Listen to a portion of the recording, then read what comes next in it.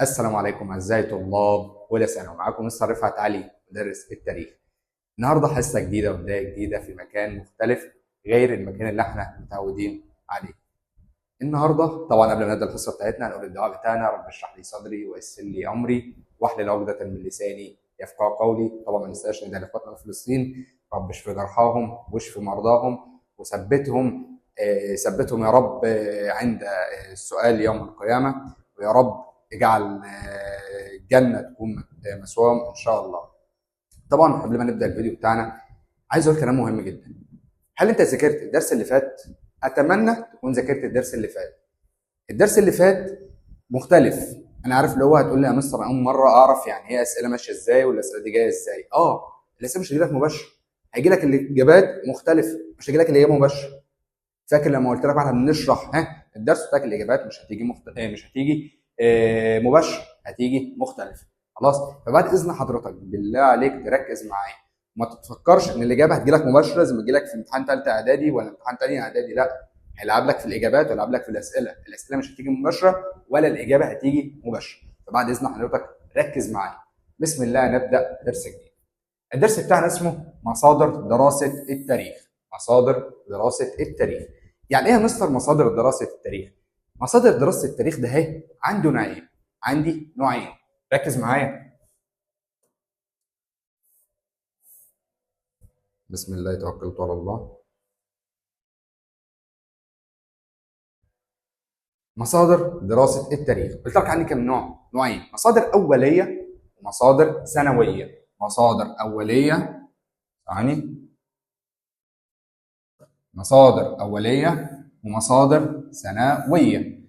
طب يا مستر ايه الفرق بين المصادر الاوليه والمصادر الثانويه؟ بقول لك المصادر الاوليه دي بتبقى مراجع مصادر اساسيه. مصادر ايه؟ اساسيه، ما ينفعش نختلف عليها. زي ايه؟ زي مثلا الاثار. هل يا ترى نقدر نختلف على الاثار؟ يقول لك مثلا الاهرامات في اسره كام؟ نقدر نختلف؟ لا طبعا ما نقدرش نختلف. ليه؟ عشان دي حاجه اساسيه، دي حاجه ثابته، دي حاجه احنا عارفينها، دي حاجه ما ينفعش تتغير. وعندي نقوش. طب يعني ايه يا مستر كلمه نقوش؟ عارف كده لما تروح معبد وتلاقي مرسوم مثلا على الحيطه كده اشكال وحروف وما اعرفش ورسومات، دي النقوش. دي اسمها نقوش. هتلاقي مكتوب بالكتابه الهيروغليفيه، ما اعرفش على الحيطه دي يقول لك نقش كذا وده نقش كذا ودي كتابه كذا ودي كتابه كذا، صح؟ الكتابه دي احنا ما نقدرش نختلف عليها. ليه؟ عشان هم اللي عاملينها، موجوده في وقت العصر، موجوده في نفس العصر، موجوده في نفس العصر. وعندي البرديات. طب يعني ايه مثلا كلمه برديات؟ عارف الورق بيبقى ورق بس اسمه ورق بردي. اسمه ورق ايه؟ بردي. الورق البرد ده كان بيستخدموه ايه؟ كان بيستخدموه زمان ايام المصريين القدماء. من المصريين القدماء بيكتبوا عليه مثلا يومياتهم، بيكتبوا عليه التاريخ، بيكتبوا عليه المعاملات الحسابيه، بيكتبوا عليه العلوم بتاعتهم. خلاص. وعندي الاستراقه. الاستراقه زي الورق البردي بس مختلف، هي مش ورق، هي بتبقى مثلا اجزاء من الحجاره، اجزاء من الخشب بيكتبوا عليه. طب مين اللي بيكتب؟ بص ركز كده معايا. عامة، ثواني، عامة الناس والطبقة الوسطى. عامة الناس ومين؟ والطبقة الوسطى. يبقى تاني الاستراقة مين اللي بيستخدمها؟ عامة الناس والطبقة الوسطى. وعندي النقود والمسكوكات. يعني ايه مستر نقود ومسكوكات؟ العملات اللي كانوا بيستخدموها زمان. هل يا ترى العملات دي تفرق وتحدد لنا تاريخ؟ تفرق وتحدد لنا تاريخ. بعد اذنك ركز معايا. طب وعندي مصادر ثانويه. طب يعني ايه مصر مصادر ثانويه؟ زي مثلا كتابات الفلاسفه. كتابات مين؟ الفلاسفه. ارسطو، افلاطون. خلاص. عندي كتابات الشعراء. الشعراء كانوا بيكتبوا عن التاريخ. انت متخيل؟ الشعراء كانوا بيكتبوا في الشعر بتاعهم عن التاريخ. وعندي الاساطير زي ايزيس واوزوريس مثلا. خلاص. دي الفرق بين المصادر الاوليه والمصادر الثانويه. طب ماشي يا مستر، بعد اذنك انا عايز اعرف ايه الاهميه بتاعت المصادر؟ ايه الاهميه بتاعت المصادر سواء مصادر اوليه او مصادر ثانويه؟ اول حاجه انهم من انتاج الانسان. من انتاج مين؟ الانسان. الانسان اللي عملها. يعني هسالك سؤال: المصادر الاوليه من اللي عملها؟ الانسان القديم. طب دلوقتي يا مستر المصادر الثانويه من اللي عملها؟ بيقول لك بقى ركز في الجمله ده اهي. معموله الانسان اللي عملها في وقت غير وقت الحدث الاصلي. يعني ايه يا مستر؟ المصادر الاوليه معموله مثلا في الايه، يقول لك الكتابه دي من الاسره الاولى، الكتابه دي من العصر العتيق. لكن المصادر السنويه مش كده. ممكن يجي واحد بعد 100 سنه ويكتب عن حدث تاريخي حصل، يجي واحد بعد 100 سنه ويكتب عن حدث تاريخي حصل زمان. هل يا ترى مين الاصدق؟ اللي كتبها في نفس العصر، في نفس العصر، ولا كتبها في وقت غير العصر الاصلي؟ لا، اللي كتبها وعايش احداث العصر، اللي هي المصادر الاوليه. طب تاني حاجه معايا، يعدنا مصدر توثيق. مصدر ايه يا مستر؟ توثيق، يعني بيوثقوا بين المعلومات. يعني ايه مستر بيوثق المعلومات؟ يعني بتاكدوا المعلومات دي صحيحه ولا كذابه. ازاي؟ يعني مثلا يقول لك هل يا ترى الكتاب ده معمول في عصر الدوله الوسطى ولا عصر الدوله الحديثه؟ يبداوا بقى يراجعوا، والله الكتاب ده معمول، الورق ده كان موجود في عصر الدوله الوسطى، والكتابه دي موجوده في عصر الدوله الوسطى. تبقى اسمها مصدر ايه؟ للتوثيق، لتوثيق المعلومات والاحداث التاريخيه. طب اخر حاجه معايا، بدونهم يصعب التواصل الى الحقائق. يعني ايه يا مستر؟ يعني انت معكش مصدر اساسي او مصدر اولي ومصدر ثانوي، مش هتعرف توصل لمعلومه. طب ازاي؟ هل يا ترى مثلا في جدران مرسوم عليها نقوش، مرسوم عليها صور ملوك، وانت معكش مصدر ليها، انت معكش مصدر ليها، هل يا ترى هتعرف، هل يا ترى هتعرف تترجم الكتابه اللي موجوده، ولا هتعرف مين الملك الموجود؟ لا طبعا. خلاص، فبعد اذنك يا رب تكون عرفت الفرق بين المصادر الاوليه والمصادر الثانويه. خلاص، نخش على المصادر الاوليه واحده واحده. بيقول لك المصادر الاوليه، بسم الله. اول حاجه بيقول لك يقصد بها ايه؟ كل ما كتب او نقش وينتمي لزمن وقوع الحدث، زي ما قلت لك في الاول، زمن وقوع الحدث، يعني حصلت في نفس الحدث. اللي يجي يكتب في نفس الحدث. يعني مثلا الملك خوفو هيكتب مثلا على الهرم الاكبر، يكتب في نفس الحدث، يكتب في نفس عصر الحدث. خلاص، يبقى المصادر الاوليه تكتب فين؟ في نفس زمن وقوع الحدث.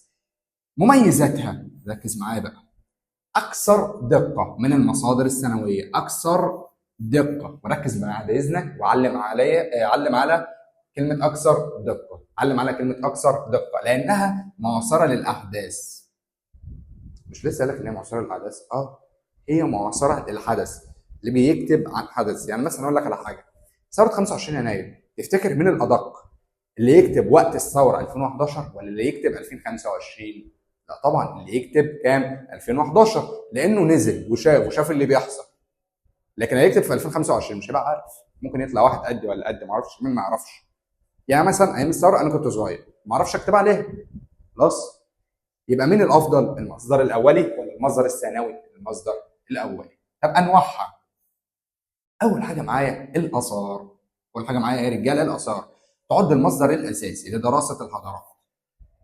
الاثار مصدر اساسي لدراسه الحضارات، زي الاهرامات، زي المعابد، زي الجدران. اهرامات، معابد، جدران. هل يا ترى نقدر نختلف على الاهرامات؟ لا طبعا ما نقدرش. تخش الهرم وتلاقي مكتوب والله ده من اسره كذا ومن اسره كذا ومن اسره كذا، والملك كذا اللي كان بيحكم والملك ده كان بيحكم، صح ولا لا؟ تقدر تختلف على كده؟ لا، عشان هم كتبوهم في نفس وقوع الحدث، في نفس وقوع زمن الحدث. ركز معايا، بيقول لك جميع البقايا الاثريه قائمه على ايه؟ الاهرامات والمعابد. الاهرامات، اهرامات الجيزه، والمعابد زي معبد ابو سمبل.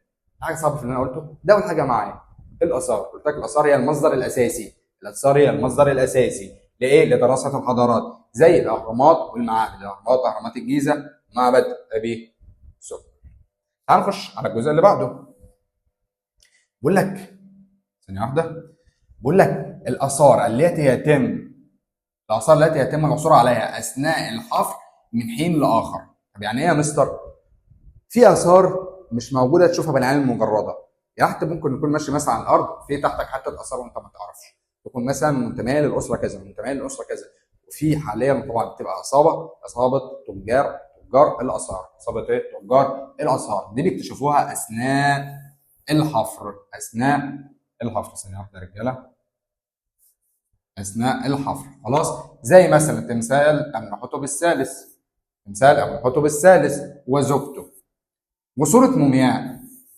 الحاجات دي كلها اكتشفوها، الحاجات دي كلها اكتشفوها. وتميمه مصريه قديمه، يعني كلمه تميمه زي الحلق ولا العقد الكريم الرسوم زمان السيدات. تعال نكمل. تاني حاجه معايا رجاله اسمها ايه؟ النقوش. يعني ايه يا مستر نقوش؟ ركز معايا. الرسوم والكتابات المدونه، رسوم وكتابات مدونه على مواد صلبه كالحجر والرخام والخشب. طب يعني يا مستر انا برضه مش فاهم. بص دلوقتي، عارف النجار بيقعد يعمل لك ازاي؟ بيجيب خشب ويقعد يرسم عليها اشكال، شكل ورده، شكل معرفش ايه، شكل ايه، صح؟ وتلاقيها بارزه، تلاقيها بارزه، صح ولا لا؟ تقدر تمسكها بايدك كده وتحس بيها. دي زيها، كان زمان بيكتبوا على الحجاره كده، بيعملوا مثلا حيطه كبيره ويرسموا عليها نقوش ويرسموا عليها كتابات ويرسموا عليها صور للملوك. خلاص؟ دي النقوش. طب بيرسموا على ايه يا مستر؟ او بيكتبوا على ايه؟ على مواد صلبه كالحجاره، الرخام، الخشب، الصلصال، المعادن. اي حاجه يقدر يكتب عليها تبقى نقوش. اي حاجه يقدر يكتب عليها وتبقى بارزه تبقى نقوش. والنقوش عندي نوعين: نقوش غائره ونقوش بارزه. نقوش غائره ونقوش بارزه. تعال نخش على اول حاجه معايا. النقوش الغائره، عندي حاجه اسمها حجر باليرمو. عندي اسمها ايه يا رجاله؟ حجر باليرمو. بيقول لك لوحه كبيره من الحجر، من ايه؟ من حجر ايه؟ الديوريت الاسود. يبقى حجر باليرمو من ايه؟ حجر الديوريت الاسود. حجر باليرمو من حجر الديوريت الاسود. طب يا ترى حجر باليرمو ده نقوش بارزه ولا نقوش غائره؟ ركز معايا، بص كده اهو من غير ما اتكلم. نقوش غائره، نقوش غائره. طب يعني ايه مستر نقوش غائره؟ نقوش بارزه. النقوش البارزه واضحه، اللي هي بتبقى بارزه بره الخشب، طالعه عن الخشب. النقوش الغائره بتبقى جوه تحت، ما تقدرش انت تمسكها. خلاص؟ دي النقوش الغائره والنقوش البارزه. بيقول لك يبلغ طول حجر باليرمو حوالي 2 متر، وقد عثر عليه في مدينه منف. يبقى حجر باليرمو عثر عليه في مدينه منف، طوله قد ايه؟ 2 متر. وقال لك على حاجه مش هيجي يقول لك طوله 2 متر، اصلا ما هيسالك فيه.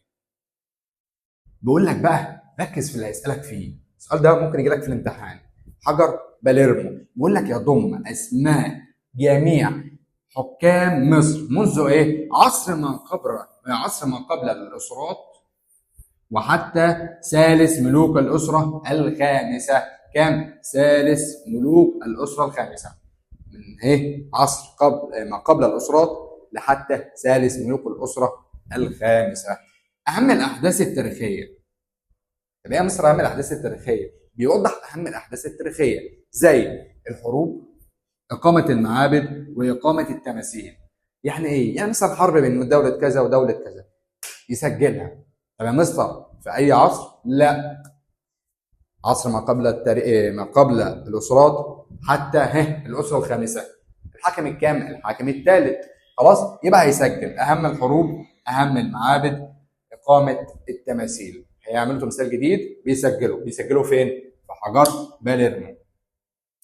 طب نخش بقى على حاجه اسمها، وركز معايا في الكلمه، صلايت نعرمر او مينا. طب يعني ايه؟ زي بتبقى لوحه، زي لوحه كده. اللوحه دي بتكتب فيها ايه؟ او الصليط ده بيتكتب فيه ايه؟ لوحه من الحجر. حجر يا رجاله الشست الاخضر. اسمه ايه؟ الشست الاخضر. امال يا رجاله حجر باليرمو كان من ايه؟ الديوريت الايه؟ الاسود. الديوريت الاسود. لكن صلايت نعرمر او الملك مينا كان من الشست الاخضر. ركز معايا، بقول لك ترجع للاسره الاولى. ترجع للاسره كام؟ الاولى. ركز معايا، بقول لك يحتوي على ايه؟ صلايت نعرمر او لوحه نعرمر او مينا. بقول لك رسومات بارزه. الرسومات دي بتوضح ايه؟ بتوضح الملك مينا او نعرمر هو بيحارب اعدائه او بيضرب اعدائه. رسومات بارزه من الامام والخلف تشمل صوره الملك نعرمر وهو يضرب الاعداء، يضرب الاعداء، ومناظر الجنود، ومناظر الجنود، واشكال زخرفيه. طب يعني ايه يا مستر بعد اذنك ممكن تعيد تاني؟ هقول لك. صلاة نعرمر او لوحه مينا او لوحه نعرمر بتضم 3 حاجات: الملك مينا هو بيضرب الاعداء، خلاص، ومناظر الجنود يعني بيصور لك شكل الجنود، واشكال زخرفيه ورمزيه. دي النقوش، سواء نقوش غائره او نقوش بارزه. في حاجه صعبه في اللي انا قلته؟ مفيش في اي حاجه صعبه. بعد اذنك لو انت مش فاهم اي حاجه رجع الفيديو، بعد اذنك مش فاهم اي حاجه رجع الفيديو. خلاص تمام. مستر ممكن تورينا الصور؟ هوريك الصور. وزي ما قلت لكم عندي حاجه اسمها نقوش غائره ونقوش بارزه. فاكر النقوش الغائره اللي هي حجر باليرمو، حجر باليرمو، والنقوش البارزه اللي هي صلايه نهر، والنقوش الغائره حجر باليرمو. بعد اذن حضرتك انا عايز اركز على دول في الامتحان، والله هيجي اسالهم منهم في الامتحان، والله هيجي اسال منهم في الامتحان. بعد اذن حضرتك ركز. نخش على الجزء اللي بعده. انا عايز اقول لكم معلومه مهمه، بس قبل ما نقول المعلومه عايزين نحل السؤال. بيقول لك يتمثل العمل المشترك بين حجر باليرمو وصلايه نهر. بيقول لك وصف المعابد والاهرامات. اول واحده غلط. طب ليه يا مستر وصف المعابد والاهرامات ما كانش فيه فين؟ ما كانش فيه صلايه نهر. طب والتاريخ للاسره الفرعونيه الاولى تنفع. عشان بقول لك حجر باليرمو عصر ما قبل الاسرات حتى الاسره الكام؟ الخامسه. تبقى الملك الكام؟ الثالث. فبيقول لك نوع النقوش المدونه عليها؟ لا طبعا. اسماء الملوك المدونه بها ما تنفعش. ما فيش غير التاريخ الفرعونيه، التاريخ للاسره الفرعونيه الاولى. عايز اقول لك معلومه مهمه. النهارده هناخد اخر حاجه معايا في الدرس. لا، في الجزء الاول هناخد البرديات. ركز معايا. وعايز اقول معلومه مهمه بس بعد ما اخلص الدرس كله. بيقول لك البرديات هي وثائق معموله من لفائف الورق البردي مصنوع من نبات البردي، تعد مصدرا خصبا لكثير من جوانب الحضاره المختلفه. كان زمان المصري القديم في الطبقه العليا، في الطبقه العليا مستخدم نبات اسمه نبات البردي. ليه؟ عشان يكتب عليه يومياته او يدون عليه التاريخ بتاعه. خلاص. طب يا مستر ممكن اسال حضرتك سؤال؟ هو ليه كانت الطبقه العليا بس هي اللي بتستخدم نبات البردي؟ اول حاجه لصعوبه الحصول عليه. كان بيتباع في الاسواق بسعر غالي جدا. ما كانش يقدر يحصل عليه غير طلاب المدارس العليا، المعابد، الطبقه العليا كلها كانت تقدر تحصل عليه. خلاص. طب ايه اشهر برديه عندي؟ عندي برديه اسمها برديه ابرس. برديه ابرس في مجال الطب. بقول لك تعد من اقدم المخطوطات. اسمها برديه ابرس. طب ليه يا مستر تعد من اقدم المخطوطات؟ لانها مرجعا مهمه للامراض زي بطن عيون، جلد اطراف، جلد اطراف، نساء وبعض الجراحات. بس كده يا مستر؟ لا، ده عمل حاجه اسمها مصطلحات التشريح الفسيولوجي. بقول لك كانت مصر اهم واولى الدول في انتاج ورق البردي. كانت الدوله الوحيده لانتاج ورق البردي. مصر الدوله الوحيده لورق البردي. خلاص. بقول لك معلومه مهمه، ركز معايا. بيقول لك كان ورق البردي في مصر الفرعونيه لا يستخدم الا في الفرق المتقدمه او الطبقه العليا، المدارس، معابد، وكتابه الوثائق المهمه، وذلك لصعوبه الحصول عليه، حيث كان من اهم السلع التجاريه. زي ما قلت لك صعوبه شرائه، كان سلع تجاريه مصريه، بالاضافه لصعوبه مسح الحبر من عليه. كان لو كتب عليه بالحبر خلاص ما عادش ينفع يتمسح، انسى اللي يتمسح تاني. خلاص. المصدر ويل ديورانت قصه الحضاره. ويل ديورانت هو اللي قال المعلومه دي. ويل ديورانت من قصه الحضاره. طب ممكن اسالك سؤال بقى في الجزء ده؟ المصدر اسمه ويل ديورانت. هل ديورانت ده كان عايش ايام الدوله الفرعونيه؟ يبقى ده مصدر اساسي ولا مصدر ثانوي؟ مصدر اولي ولا ثانوي؟ ويل ديورانت ده يبقى مصدر ثانوي عشان ما كانش ايام الحياه الفرعونيه. خلاص. يبقى ده مصدر ثانوي. احنا كده خلصنا الجزء الاول من الدرس. يا رب ما يكونش الدرس صعب عليك، ما يكونش انا طولت عليك. خلاص. انا اهم حاجه عندي ان انت تذاكر وتسمع الكلام اللي انا بقوله. والله لو سمعت الكلام اللي انا بقوله هتنجح في الامتحان. خلاص. انا المفاجاه اللي كنت عايز اقولها لك، ان انا ان شاء الله هعمل امتحان وهنحله مع بعض اونلاين. الامتحان ده هنحله مع بعض اونلاين. خلاص. يا رب يكون الفيديو عجبكم. ما تنسوش تعملوا لايك وشير وسبسكرايب للقناه عشان نوصل الفيديو لاكبر عدد من المشتركين واكبر عدد من اللايكات. بس كده وصلنا لنهايه الفيديو، وان شاء الله نشوفكم في اخر فيديو. سلام.